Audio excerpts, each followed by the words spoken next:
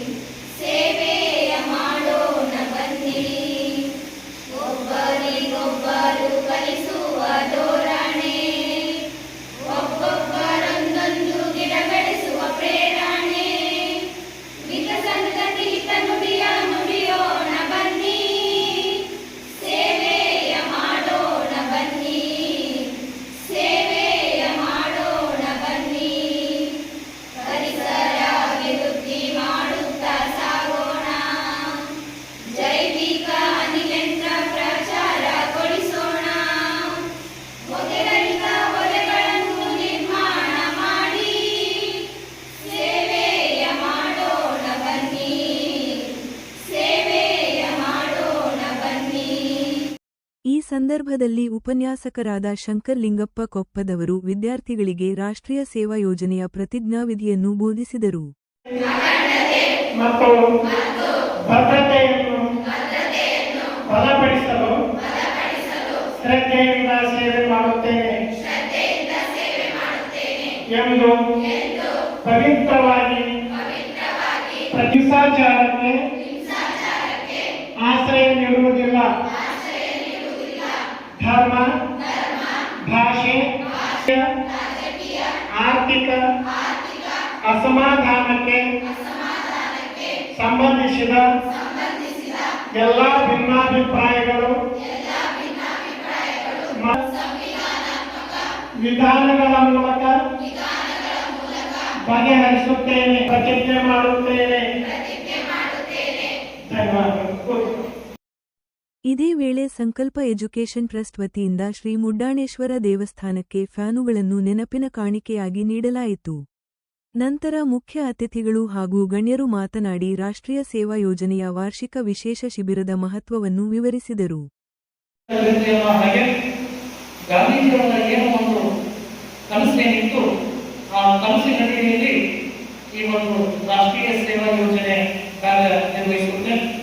ಮೊದಲನೇದಾಗಿ NSS ನ ಧ್ಯೇಯ ಅಂತ ಬಂದ್ರೆ ನಾಟ್ ಮೀ ಬಟ್ ಯು ಅಂತ ಹೇಳುತ್ತೆ. ಏನಿದೆ ಅಂದ್ರೆ ನನಗಾಗಿ ಅಲ್ಲ, ನಮಗಾಗಿ ಅಂತ ಹೇಳುತ್ತೆ, ನಿಮಗಾಗಿ ಅಂತ ಹೇಳುತ್ತೆ.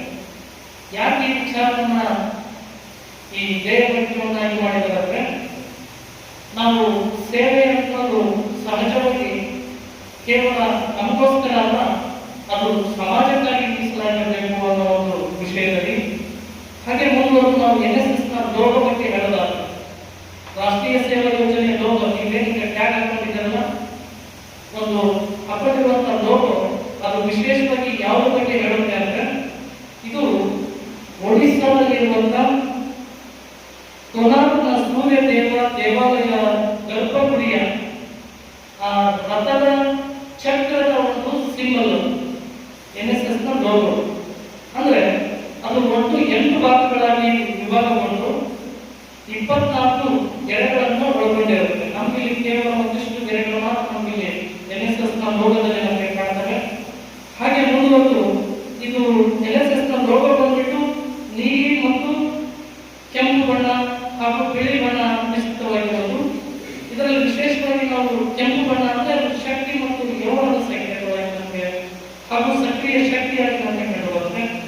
ಹಾಗೆ ನೀಲಿ ಬಣ್ಣ ಹಾಗೂ ವೈಟ್ ಬಿಳಿ ಬಣ್ಣ ಇವೆರಡೂ ನಮಗೆ ಇಡೀ ವಿಶ್ವವನ್ನೇ ಪರಿಚಯಿಸುತ್ತವೆ. ಅಂದ್ರೆ ಮೂಲ ಐತಿಹಾಸಿಕವಾಗಿರುವಂತಹ ಹಿನ್ನೆಲೆ ಅಂದ್ರೆ ಒಡಿಸ್ಸಾ ದೇವಾಲಯದಲ್ಲಿರುವಂತಹ ಸೂರ್ಯ ದೇವಾಲಯದ ಗರ್ಭಗುಡಿಯ ಚಕ್ರದ ಸಿಂಬಲ್ NSS ನ ಲೋಗೋ. ಆ ಸಿಂಬಲ್ ಅಂದ್ರೆ 24 ಗಂಟೆಗಳ ಕಾಲ ಅಂದ್ರೆ 24 ಅಲ್ಲಿ ನಮಗೆ ಗೆರೆಗಳು ಕಾಣ್ತವೆ. 24 ಗಂಟೆಗಳ ಕಾಲ ಸದಾಕಾಲ ನಾವು ಸೇವೆಗೆ ಸಿದ್ಧ ಅನ್ನುವಂಥ ಒಂದು ವಿಚಾರವನ್ನ ಈ ಒಂದು NSS ನ ಮುಖ್ಯ ಉದ್ದೇಶವಾಗಿರುತ್ತದೆ. 2015 ಮತ್ತು 16ನೇ ಸಾಲಿನಲ್ಲಿನೇ ವಿಶ್ವವಿದ್ಯಾಲಯದ ಆಗಿನ ಕುಲಸಚಿವರಾಗಿರುವಂತಹ ಶಾಂತಾದೇವಿ ಈ ಒಂದು ಮೇಡಮ್ ಅವರು ಕಾರ್ಯಕ್ರಮದ ಮತ್ತು ಶಿಬಿರಕ್ಕೆ ಭೇಟಿಯನ್ನ ಸಡನ್ ವಿಸಿಟ್ ಕೊಡೋದ್ರ ಮುಖಾಂತರ ತದನಂತರದಲ್ಲಿ 2015 ಮತ್ತು 16ನೇ ಸಾಲಿನಲ್ಲಿನೇ ವಿಶೇಷವಾಗಿ ನಮ್ಮ ಒಂದು ಕಾರ್ಯಕ್ರಮ ಹಾಗೆ ಮುಂದುವರೆದುಕೊಂಡು ಹೋಗ್ತಾ ಇರುವಂತಹ ಸಂದರ್ಭದಲ್ಲಿ ಅದೇ ವರ್ಷ 2014ನೇ ವರ್ಷದಲ್ಲಿನೇ ನನ್ನನ್ನು ಮತ್ತು ನನ್ನ ಸಂಪೂರ್ಣವಾಗಿರುವಂತಹ ಮಾಹಿತಿಯನ್ನ ಕೊಡಲಾಯಿತು. ಹಾಗೆ 2016, 17 ಮತ್ತು 2017, 18 ಮತ್ತು 2018 ಮತ್ತು ಟ್ರೈನಿಂಗ್ ಅನ್ನು ಪಡ್ಕೊಂಡು ಬಂದಿದ್ವಿ. ಆ ಟ್ರೈನಿಂಗ್ ಅನ್ನು ವಿದ್ಯಾರ್ಥಿಗಳಿಗೆ ನೀಡುವ ಮುಖಾಂತರ ಯಾವ ರೀತಿ ಪ್ರೋಗ್ರಾಮ್ಗಳನ್ನು ಮಾಡಬೇಕು, ಯಾವ ರೀತಿ NSS ಕಾರ್ಯನಿರ್ವಹಿಸುತ್ತೆ ಅನ್ನುವಂಥ ವಿಷಯವನ್ನ ಎಲ್ಲ ನಮ್ಮ ಶಿಬಿರಾರ್ಥಿಗಳಿಗೆ ನಾವು ನೀಡೋದ್ರ ಮುಖಾಂತರ ಮಾಹಿತಿಯನ್ನು ಕೊಡೋದ್ರ ಮುಖಾಂತರ ಮಾಹಿತಿಯನ್ನು ಮುಂದುವರಿಸಿಕೊಂಡು ಬಂದ್ವಿ. ತದನಂತರದಲ್ಲಿ ವಿಶೇಷವಾಗಿ ಹಾಗೆ 2018 ಮತ್ತು 16ನೇ ಸಾಲಿನ ರಾಷ್ಟ್ರೀಯ ಯುವ ನಾಯಕ ಪ್ರಶಸ್ತಿಯನ್ನು ನೀಡಿ ಕಾಲೇಜಿಗೆ ತೃತೀಯ ಸ್ಥಾನವನ್ನು ನೀಡಿ 25,000 ಮತ್ತು ಹಣವನ್ನು ನಗದು NSS ಕ್ಯಾಂಪ್ 3 ಜನ ಶಿಬಿರಾರ್ಥಿನಿಯರನ್ನ ಹಾಗೂ ಎಲ್ಲ ನನ್ನ ಉಪನ್ಯಾಸಕ ವರ್ಗವನ್ನ ನಾವು ಕರೆದುಕೊಂಡು ವಿಶೇಷವಾಗಿ ಹೊಸ ಯೋಗ ಗ್ರಾಮದಲ್ಲಿ ಈ ಒಂದು NSS ಕ್ಯಾಂಪ್ ಅನ್ನು ನಾವು ಮುಂದುವರಿಸಿಕೊಂಡು ಹಾಗೆ ಸತತವಾಗಿ ಆ ಕಾರ್ಯಕ್ರಮಗಳನ್ನ ಮಾಡ್ತಾನೆ ಬಂದ್ವಿ. ನಂತರದಲ್ಲಿ 2019ನೇ ವರ್ಷದಲ್ಲಿ ಅದು ಸ್ವಲ್ಪ ಕರೋನಾದ ಕರಿಛಾಯೆಯ ಮಧ್ಯೆ NSS ಕಾರ್ಯಕ್ರಮಗಳನ್ನು ಕಾಲೇಜಿನ ಕೆಲವು ಯಾಕಂದ್ರೆ ಪ್ರತಿ ವರ್ಷ ಕೂಡ ಎಲ್ಲಾ ರೀತಿಯ ಕಾರ್ಯಕ್ರಮಗಳನ್ನು ಮಾಡ್ತಾರೆ. ನಾವು ಕೂಡ NSS ಯುಗದಲ್ಲಿ ನಾವು ಕೂಡ ಪಾಲ್ಗೊಂಡಿದ್ವಿ. ಇಷ್ಟು ಸರಳ ಇರಲಿಲ್ಲ ನಮಗೆ ಕಠಿಣವಾದ ಪರಿಸ್ಥಿತಿ ಇರ್ತದೆ. ನಾವು NSS ಮಾಡಿದಾಗ ಕಲ್ಲು ಮಣ್ಣು ಗುಂಡು ಎಲ್ಲವೂ ಇರ್ತಿರೋದ್ರಿಂದ ಅನುಭವ ಕೂಡ ಯಾಕಂದ್ರೆ ಅವಾಗ ನಮಗೆ ಇರ್ತಿರ್ತಾರೆ. ಈಗ ನಿಮಗೆ ಬಹಳ ಸರಳವಾಗಿದೆ. ಅದೇ ರೀತಿ ಪ್ರತಿಜ್ಞಾ ವಿಧಿ ಬೋಧಿಸ್ತಾರೆ ನಮ್ಮ ಸಂಕಲನ ಸರ್. ಅವನು ಅದೇ ರೀತಿಯಾಗಿ ನಾವೆಲ್ಲ ಶಿಬಿರಾರ್ಥಿಗಳು ತೆಗೆದುಕೊಳ್ಳಬೇಕು. ಒಳ್ಳೆಯ ಸುಸಂಸ್ಕೃತವಾಗಿ ನಮ್ಮ ಕೆಲಸಗಾರ ಮಾಡ್ತಾ ನಿಮ್ಮ ಹೆತ್ತ ತಂದೆ ತಾಯಿಯ ಒಂದು ಗೌರವವನ್ನು ಕಾಪಾಡು ಕೂಡ ನಿಮ್ಮ ಒಂದು ಇದು ಸಂಪಾದಿಸುತ್ತದೆ. ಅದೇ ರೀತಿ ನೀವು 6 ದಿವಸ ಇಲ್ಲಿ ಸಾಕಷ್ಟು ಕಾರ್ಯಕ್ರಮ ಮಾಡ್ತಾ ಇದ್ದೀವಿ.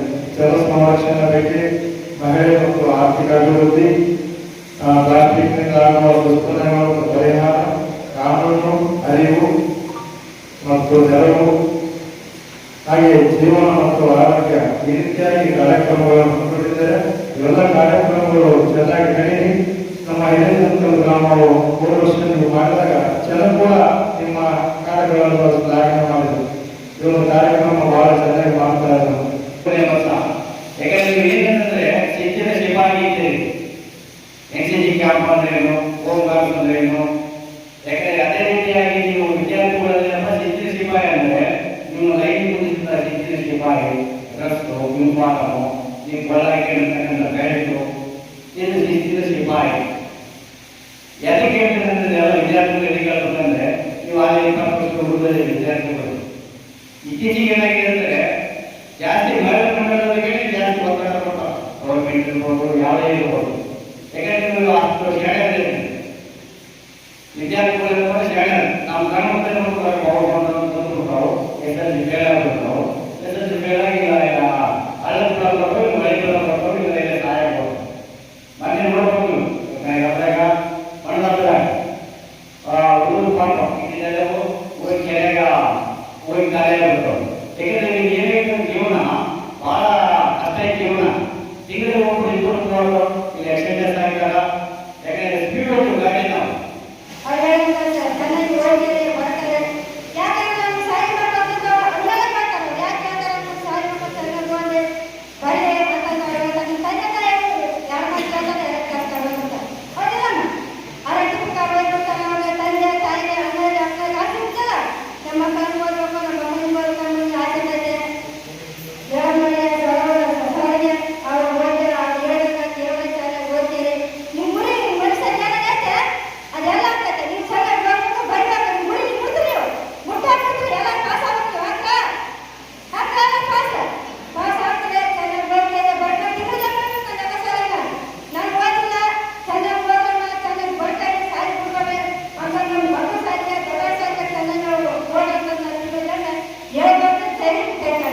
ಆಯ್ಕೆ ಮಾಡಿ ಕಳೆದ 3 ವರ್ಷಗಳಿಂದ NSS ಶಿಬಿರ ಮಾಡ್ತಾ ಇದ್ದೀವಿ. ಬಹಳ ವಿಶೇಷವಾಗಿರ್ತಕ್ಕಂಥ ಗ್ರಾಮ, ಎಲ್ಲ ಜನರಿಗೆ ಗೊತ್ತಿದೆ.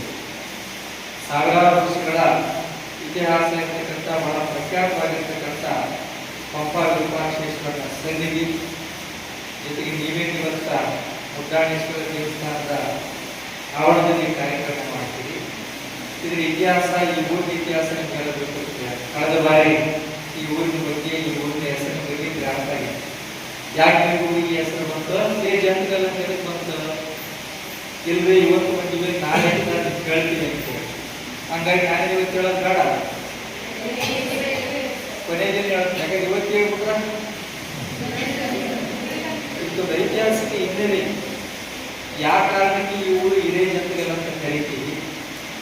ಅದರ ಪೂರ್ವವಾಗಿ ದೇವಸ್ಥಾನದಾಗ ಯಾವ ಶಿಲ್ಪವನ್ನು ನಾವು ನೋಡಬಹುದು, ನಿಮ್ಮನ್ನ ಮತ್ತೆ 14ನೇ ತಾರೀಕು ನಾನು ಭೇಟಿ ಆದಾಗ ಕೇಳ್ತೀನಿ.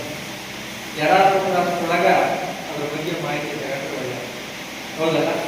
ಮೊದಲು ನಾವಿರುವಂಥ ಸ್ಥಳ ಅಥವಾ ನಮ್ಮ ಕಾರ್ಯಕ್ಷೇತ್ರದ ಬಗ್ಗೆ ನಮ್ಗೆ ಅರಿವಿಲ್ಲ. ನಾವೇನು ಮಾಡಕ್ಕೆ ಬಂದಿದ್ವಿ, ನಾವೇನು ಮಾಡಕ್ಕೆ. ಈಗ ನೀವೆಲ್ಲ ಈ ರಾಷ್ಟ್ರೀಯ ಸೇವಾ ಯೋಜನೆಯ ಭಾಗವಾಗಿ ಇವತ್ತಿನ ಕಾರ್ಯಕ್ರಮದಲ್ಲಿ ಸೇರಿದ್ದೀವಿ. ರಾಷ್ಟ್ರೀಯ ಸೇವಾ ಯೋಜನೆಯಿಂದ ನೀವೆಲ್ಲರೂ ಹಿರಿಯ ಜನತೆಗಳಿಗೆ ಬಂದುಕೊಂಡಿದೆ. ಹಿರಿಯ ಜನತೆಗೆಲ್ಲ ಏನಾದರೂ ಬದಲಾವಣೆ ಆಗುತ್ತೋ ಇರೋ ಎರಡನೇ ವಿಚಾರ. ಆದ್ರೆ ಬದಲಾವಣೆ ಎಲ್ಲಿಯಾಗುತ್ತಾ, ನಿಮ್ಮಲ್ಲಿ ಆಗುತ್ತೆ. 7ರಿಂದ ಇಡೀ ಗ್ರಾಮವನ್ನ ಸ್ವಚ್ಛಗೊಳಿಸಿ, ವ್ಯವಸ್ಥೆಯನ್ನ ಸರಿ ಮಾಡಿ, ಸಮಾಜದ ಅಂಕುಡೊಂಕನ್ನ ತಿದ್ದಿ ನೀವು ನಿಮ್ಮೂರು ಹೋಗ್ತಿರ್ತೀರಿ. ನೀವು ಎಕ್ಸ್ಪೆಕ್ಟ್ ಮಾಡಬಾರ್ದು, ನಾವು ಎಕ್ಸ್ಪೆಕ್ಟ್ ಮಾಡೋಣ. ಆದರೆ ರಾಷ್ಟ್ರೀಯ ಸೇವಾ ಯೋಜನೆಯಂತಹ ಶಿಬಿರಗಳಲ್ಲಿ ನೀವು ಭಾಗವಹಿಸುವುದರಿಂದ ನಿಮ್ಮ ವೈಯಕ್ತಿಕ ವ್ಯಕ್ತಿತ್ವ ವೃದ್ಧಿ ಆಗುತ್ತೆ. ಏನಾಗುತ್ತಾ, ನಿಮ್ಮ ವ್ಯಕ್ತಿತ್ವದ ಬೆಳವಣಿಗೆ, ಪರ್ಸನಾಲಿಟಿ ಡೆವಲಪ್ಮೆಂಟ್ ಆಗುತ್ತೆ. ಯಾಕಂದ್ರೆ ನೀವೆಲ್ಲ ಮುಂದಿನ ಭವಿಷ್ಯದ ಮುಂದುವರಿಸತಕ್ಕಂಥ ಮಾಡಿ ಈಗಾಗಲೇ ಹಾನಿಯಾಗಿ ಪ್ರಜೆಗಳಿಗೆ ನಿಮ್ಮ ಮೇಲೆ ಬಹಳ ದೊಡ್ಡ ಮಹತ್ವವಾಗಿರ್ತಕ್ಕಂಥ ಜವಾಬ್ದಾರಿ. ಆ ಜವಾಬ್ದಾರಿ ಸರಿಯಾಗಿ ಮುಂದುವರೆದು ಹೋಗಬೇಕು ಅಂದರೆ ಬಹುಶಃ ನಿಮಗೆ ಒಂದು ಶಿಸ್ತು ಬರಬೇಕು. ಶಿಸ್ತಿನ 2 ಪ್ರಕಾರ, ಒಂದು ಆಂತರಿಕ ಶಿಸ್ತು, ಇನ್ನೊಂದು ಬಾಹ್ಯ ಶಿಸ್ತು. ನಾವು ನೋಡಕ್ಕೆ ಹೆಂಗಾದ್ರೆ ಇರಲಿ, ನಮ್ಮ ಬಣ್ಣ ಹೆಂಗಾದ್ರೆ ಇರಲಿ, ಈ ಬಾಹ್ಯ ಸೌಂದರ್ಯಕ್ಕೆ ಬಹಳ ಬೆಲೆ ಇಲ್ಲ.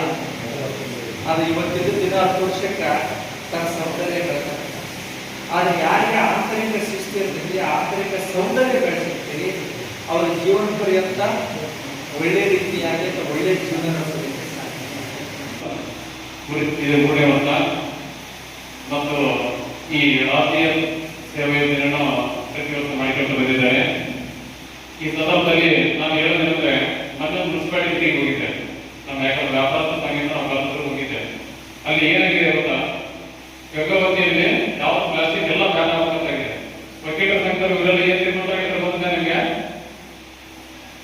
ಯಾವುದೇ ಪ್ಲಾಸ್ಟಿಕ್ ಅನ್ನು ಹೋಗಿ ರೇಡ್ ಮಾಡಿದ್ರೆ ಅವ್ರ ಮೇಲೆ ಕೇಸ್ ಹಾಕಿದ್ರೆ ವಕೀಲ ಸಂಘ ಏನ್ ಮಾಡ್ತಾರೆ, ಅವ್ರೇನ್ ಕೇಸ್ ಇದು ಮಾಡ್ಕೊಳ್ಳೋ ಬೇರೆ ನಾವು ಬೇರೆ ಮೇಲೆ ಇದು ಮಾಡಿ ಆದ್ರೆ ವಕೀಲ ಸಂಘ ಮಾತ್ರ ಇದು ಮಾಡೋ ಹೇಳ್ತಾರೆ. ಯಾಕಂದ್ರೆ ನಾವು ರಾಷ್ಟ್ರೀಯ ಇವೆಲ್ಲ ರಾಷ್ಟ್ರೀಯ ಈಗ NSS ಗ್ರೂಪಲ್ಲಿ ನೋಡೋ ನೀವು ಹೇಳೋದಂದ್ರೆ ಇನ್ನೊಬ್ಬರಿಗೆ ಹೇಳ್ಬೇಕು. ಪ್ಲಾಸ್ಟಿಕ್ ಇದು ಎದರಿಂದ ಆಗ್ತಿದೆ? ಪೆಟ್ರೋಲ್ ಪ್ರಾಡಕ್ಟ್ಗಳು, ಇದರಿಂದ ಆರೋಗ್ಯಕಾರಿಕ. ಈಗ ಈ ಪೆಟ್ರೋಲ್ ಪ್ರಾಡಕ್ಟ್ಗಳು ಯಾವಾಗ ನಿಮ್ಗೆಲ್ಲ ಗೊತ್ತಿರಬೇಕು. ಈಗ ನಮ್ಮ ಪೆಟ್ರೋಲ್, ಡೀಸೆಲ್, LPG ಎಷ್ಟು ಪ್ರಾಬ್ಲಮ್ ಆಗ್ತಿದೆ. ಇನ್ನೊಂದು ಇದೇ ರೀತಿಯಾಗಿ ಇರ್ತಾರೆ. ಯಾಕಂತಂದ್ರೆ ನಾವೆಲ್ಲ ಕುಡಿಯುತ್ತೀವಿ, ಎಲ್ಲ ಚಂದಾಗಿ ನಕ್ಕಂತ ಆಯ್ಕೆಲ್ಲ ಕುಡಿತೀವಿ. ಆದ್ರೆ ಬೇರೆ ದೇಶ ಎಷ್ಟು ಕಷ್ಟ ಐತೆ ಗೊತ್ತಿದ್ದೀರ? ಇರಾನ್, ಇಸ್ರೇಲ್ ನೋಡಿದ್ದೀರಿ, ಈಗ ಎಲ್ಲ ನೋಡ್ತಿದ್ದೀರಿ. ಈಗ ಇನ್ನು ಎಲ್ಲ ತೋರಿಸ್ತಾರೆ, ಏನೋ ಚೀನಾ, ರಷ್ಯಾ ಅವು ಅಟ್ಯಾಕ್ ಆಗ್ತದೆ ಅಂತ ಹೇಳ್ತಿದ್ರ.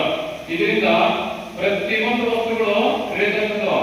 ಆದ ಕಾರಣ ನಮ್ಮೇ ವಸ್ತುಗಳನ್ನು ನಾವೇ ಪ್ರೊಡಕ್ಷನ್ ಮಾಡಿಕೊಂಡು ಈಗ ಪೆಟ್ರೋಲಿಯಂ ಪ್ರಾಡಕ್ಟ್ ಯಾವ್ದನ್ನ ಕಡಿಮೆ ಮಾಡಿಕೊಂಡು ನಮ್ಮಲ್ಲಿರುವ ಇಂಧನ ಸೋಲಾರ್ ಇಂಧನ ಆಗಲಿ, EV ಇಂಧನ, ಈಗ ಎಲೆಕ್ಟ್ರಿಕಲ್ ಐಟಮ್ಸ್ ಇದಾಗಲು ಪ್ರತಿಯೊಂದು ನಮ್ಮೇ ಮಾಡಿಕೊಂಡ್ರೆ ನಮ್ಮ ದೇಶ ಅಭಿವೃದ್ಧಿ ಆಗ್ತದೆ. ಪ್ರತಿಯೊಂದರಲ್ಲೇ ನಡೆಯುತ್ತೆ. ಮತ್ತೆ ಅದೇ ರೀತಿಯಾಗಿ ಮೊನ್ನೆ ಒಂದು IAS ಎಕ್ಸಾಮ್ ಇಂಟರ್ನಲ್ ಪಾಸ್ ಆಯಿತು. ಅದರಲ್ಲಿ ಮತ್ತೆ ನಾನು ನೋಡಿದೆ ರೆಕಾರ್ಡಿಂಗ್ ಪೃಥ್ವಿರಾಜ್ ಅಂತ 340 ರ್ಯಾಂಕ್ ಪೃಥ್ವಿರಾಜ್ ಅಂತ ಹೈದರಾಬಾದ್. ಆ ವ್ಯಕ್ತಿ ಒಂದು ನಾನು ಪ್ರತಿಯೊಬ್ಬರು ಹೋಗಿರ್ತದೆ. ಅದರಲ್ಲಿ ನನಗೆ ಚೆನ್ನಾಗಿ ಅನಿಸ್ತದೆ. ನಿಮ್ಮಲ್ಲಿರ್ತದೆ ಎಲ್ಲ ಸಂಬಂಧಗಳು ಬರ್ತಾರೆ, ಎಲ್ಲ ಜನ ಬರ್ತಾರೆ, ಪ್ರತಿಯೊಬ್ಬರು ಬರ್ತಾರೆ.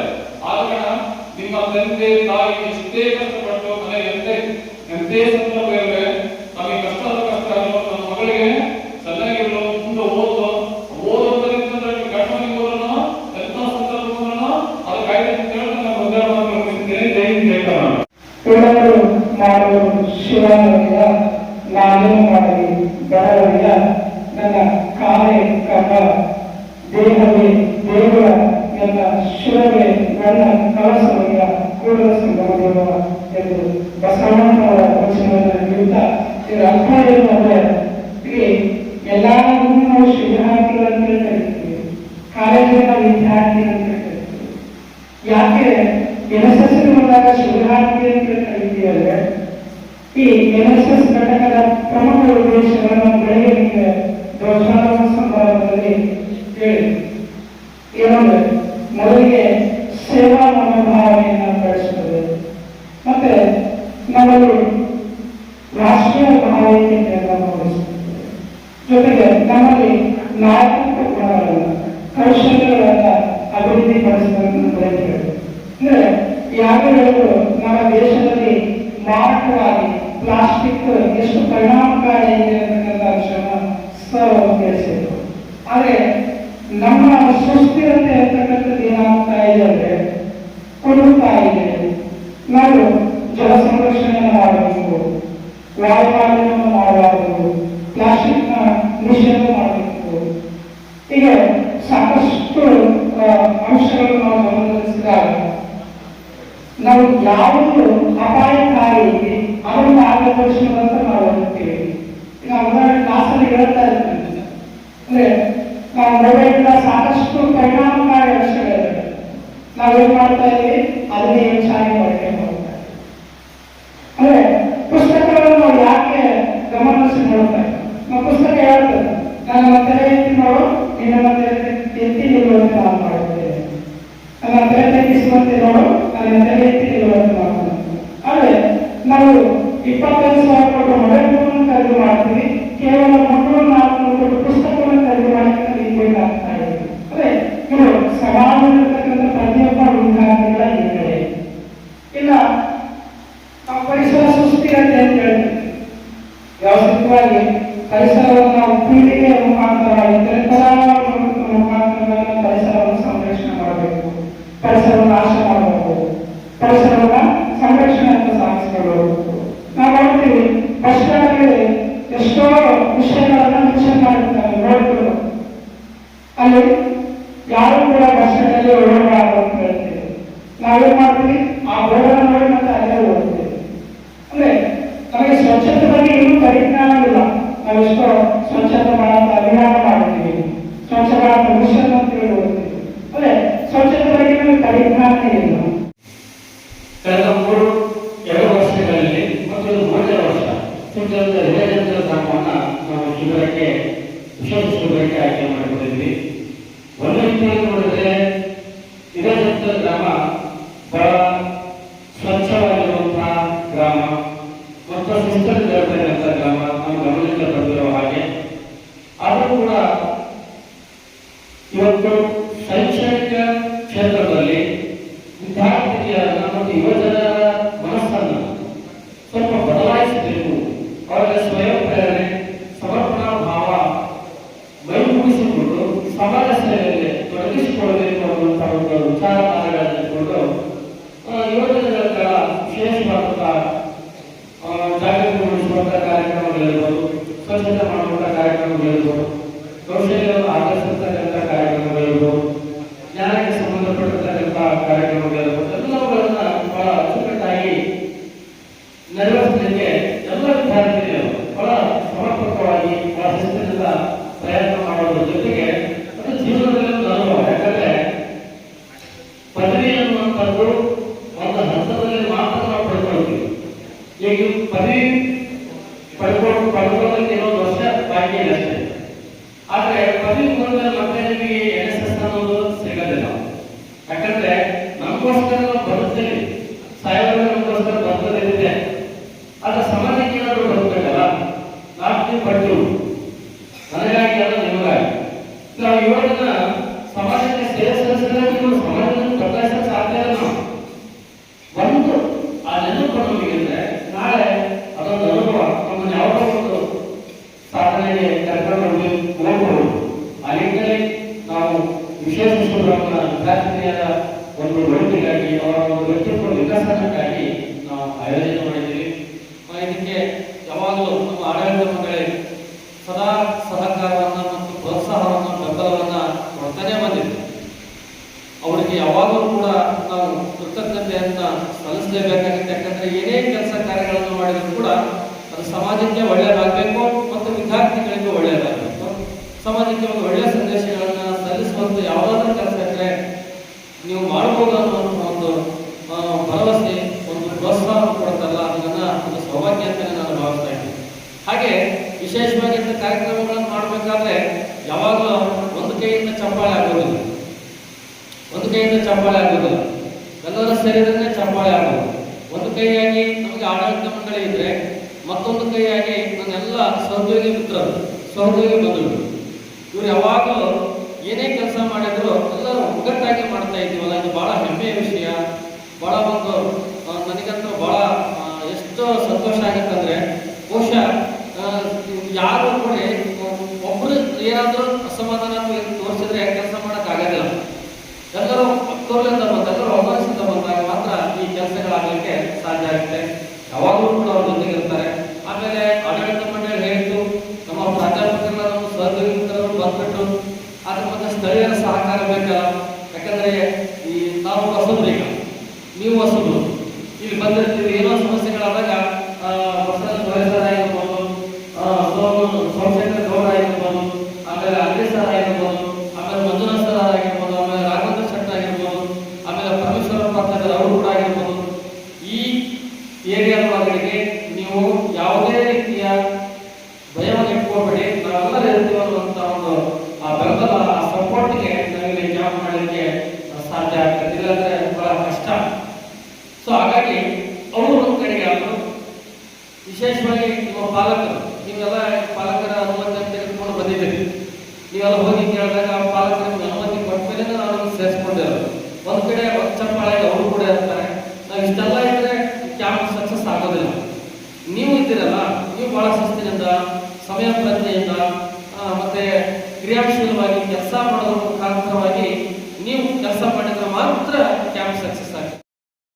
ಕಾರ್ಯಕ್ರಮದಲ್ಲಿ ಶ್ರೀ ಮುಡ್ಡಾಣೇಶ್ವರ ದೇವಸ್ಥಾನದ ಅಧ್ಯಕ್ಷರಾದ ಅಂಗಡಿ ಬಸವರಾಜ್, ಹಿರಿಯ ಮುಖಂಡರಾದ ಬಸವರಾಜ ಕೋರಿ, ದೇವಸ್ಥಾನದ ಧರ್ಮಾಧಿಕಾರಿಗಳಾದ ಮಂಜುನಾಥ್ ಕುಂಬಾರ್, 32ನೇ ವಾರ್ಡಿನ ನಗರಸಭೆಯ ಮಾಜಿ ಸದಸ್ಯರಾದ ಹುಲಿಗೆಮ್ಮ ಕಿರಿಕಿರಿ, ಸಂಕಲ್ಪ ಎಜುಕೇಷನ್ ಟ್ರಸ್ಟ್ನ ಕಾರ್ಯಾಧ್ಯಕ್ಷರಾದ ನಾಗರಾಜ್ ಎಸ್ ಗುತ್ತೇದಾರ್, ಉಪಾಧ್ಯಕ್ಷರಾದ ಎಂಆರ್ ಮಂಜುಸ್ವಾಮಿ, ಕಾರ್ಯದರ್ಶಿಗಳಾದ ಬಸವರಾಜ ಎಲ್ ಕೇಸರಟ್ಟಿ, ನಿರ್ದೇಶಕರಾದ ಡಾ ಅಮಿತ್ ಕುಮಾರ್ ರೆಡ್ಡಿ, ಪ್ರಾಚಾರ್ಯರಾದ ಬಸಪ್ಪ ಸಿರಿಗೇರಿ, ಶಿಬಿರಾಧಿಕಾರಿಗಳಾದ ರಮೇಶ್ ಮತ್ತು ಶಿವಶರಣ ಸೇರಿದಂತೆ ಉಪನ್ಯಾಸಕರು ಹಾಗೂ ವಿದ್ಯಾರ್ಥಿನಿಯರು ಉಪಸ್ಥಿತರಿದ್ದರು.